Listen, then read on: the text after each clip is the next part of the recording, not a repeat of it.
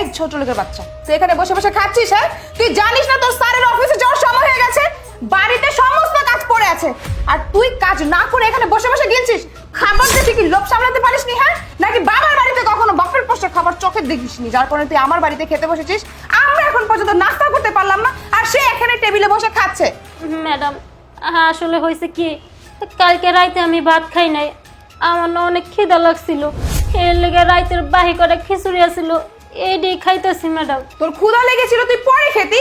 এখন তোর স্যারের অফিসে যাওয়ার সময়, তোর স্যারের কোথায় কি লাগবে সেগুলো খোঁজ খবর কে রাখে? তুই রাখিস, কিন্তু তুই তা না করে কি করেছিস? এখানে খেতে বসেছিস। হ্যাঁ, বাড়ির যে সমস্ত কাজ পড়ে আছে এগুলো কে করবে? আমি করব। আরে যারা, কি ব্যাপার? ওর সাথে তুমি এমন কেন করছো? আমি ওর সাথে এইভাবে কথা বলবো না তো কিভাবে কথা বলবো? হ্যাঁ, ও আজকে তোমার কাজ না করে খেতে বসেছে। তুমি যে অফিসে যাবে, তোমার তো যাবতীয় জিনিসপত্র কাগজপত্র এগিয়ে দিতে হবে। এ সকল কিছুর খেয়াল কে রাখে? আখি রাখে। কিন্তু তা না করে ওর দায়িত্ব ফেলে ও খাবার গিলতে বসেছে, বাড়ির সমস্ত কাজ ফেলে রেখেছে। আরে কাজের লোক হয়েছে তাতে কি হয়েছে? তাই বলে তুমি ওর সাথে এভাবে আচরণ করবে? আচ্ছা, ও কি মানুষ না? তুমি তো চাইলেই পারতে ওর সাথে একটু ভালোভাবে ব্যবহার করতে, কিন্তু তুমি তো দেখছি ওর সাথে সবসময় রাব ব্যবহারই করছো। ও আজকে রাতে খায়নি, তার জন্য সকালে একটু খেতে বসেছে, তাই বলে তুমি ওর সামনে থেকে খাবার কেড়ে নেবে? আমি তো এখানে দাঁড়িয়ে থেকে দেখলাম তুমি ওর সাথে কেমন আচরণ করলে। আচ্ছা তুমি বলো তো, তুমি এই কাজটা ঠিক করলে? আমি তো একটা কথা কিছুতেই বুঝতে পারছি না, তুমি এই সামান্য কাজের লোকের জন্য আমাকে কথা শোনাচ্ছ? হ্যাঁ, ওর হয়ে আমার কাছে সাফাইগিরি গাচ্ছ? ওর প্রতি দেখি তোমার দরদ উতলে উতলে পড়ছে। আরে এখানে দরদের কি আছে আমি তো বুঝলাম না, তুমি এইভাবে কেন কথা বলছো? আচ্ছা তুমি কিন্তু খুব ভালো করেই জানো ও শুধুমাত্র নিজের পেটের দায়ে আমাদের এখানে কাজ করতে এসেছে। ও কাজ করে 3 বেলা 3 মুঠো ভাত খাবার জন্য আমাদের এখানে সব কিছু করতে প্রস্তুত। আর তুমি কিনা সবসময় তার সাথে খারাপ আচরণ করো, খারাপ ব্যবহার করো। দেখো এটা কিন্তু ঠিক না। একজন গরিব মানুষ হয়েছে বলেই তাকে যে অপমান করে কথা বলবে, তাকে ছোট করে কথা বলবে, এই রাইটটা কিন্তু তোমার নেই। আশা করছি তুমি এর পর আর কোনোদিন ওর সাথে এমন খারাপ আচরণ করবে না। হয়েছে হয়েছে, আমাকে আর জ্ঞান দিতে হবে না। কার সাথে কিভাবে কথা বলতে হবে তার সবকিছু আমি খুব ভালো করেই জানি। আর এসব কাজের লোককে না যদি প্রশ্রয় দিই তাহলে তারা মাথায় উঠে যায়, তাই তাদের সাথে না ঠিক এভাবেই ট্রিট করতে হয়। কাজে ফাঁকি দেওয়ার ধান্দা না, তুমি তোমার কাজে যাও, ওকে তো আমি দেখে নিচ্ছি। আরে তুমি তো দেখছি আমার কথা এখনো উল্টাই বুঝে যাচ্ছ।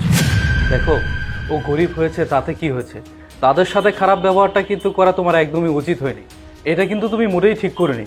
দেখো আজকে যদি তুমি গরিব মানুষকে একটু হেল্প করো, তাদের উপর একটু ভালো দৃষ্টিতে তাকাও, আল্লাহ পাক কিন্তু খুশি হয়ে আমাদের জন্য ভালো কিছুই দিবেন। আর যদি তাদের সাথে খারাপ আচরণ করো, এতে হিতে বিপরীত হতে পারে। অথচ আমি তোমাকে যেটা বোঝানোর চেষ্টা করছি সেইটা না বুঝে তুমি এখন উল্টাপাল্টা বুঝে যাচ্ছ। স্যার, সুসংবাদ, আপনাদের যে পুরাতন প্রজেক্টটা বন্ধ ছিল সেটা আবার চালু হয়েছে। আচ্ছা, আসসালামু আলাইকুম। যারা, তুমি কি শুনতে পেলে? দেখো ঐশী গ্রুপ অফ ইন্ডাস্ট্রিজের যে প্রজেক্টটি আমার আটকা ছিল সেটা আবারও চালু হতে যাচ্ছে। 150 কোটি টাকার প্রজেক্ট। ও মাই গড, আমি তো ভাবতেই পারছি না। হ্যাঁ লিচু, তুমি ঠিক কথাই বলেছ। আসলে আমি না ওকে কখনো সম্মানই করিনি, সবসময় কাজের লোকের চোখেই দেখেছি। কিন্তু ও যে একজন মানুষ এটা কখনো আমার মাথায় রাখিনি। আর আমরা বড় লোকেরা সবসময় কি করি তুমি বলো? সবসময় নিজেদের লেভেলটাকে উঁচু করে রাখার জন্য ওদেরকে নিচু চোখে দেখি। আমি না এটা ভুলেই গিয়েছিলাম যে সম্মানের বিপরীতে সম্মান পাওয়া যায়, আর ভালোবাসার বিপরীতে ভালোবাসা। আর তুমি ঠিকই বলেছ, মানুষের সাথে ভালো ব্যবহার করলে স্বয়ং আল্লাহ আমাদের উপর রহমত বর্ষিত করে। যেমনটা আজকে আমি নিজের চাক্ষুষ প্রমাণ পেলাম। আমাদের কতদিনের স্বপ্ন বাস্তবায়ন হচ্ছে, আমি অনেক খুশি।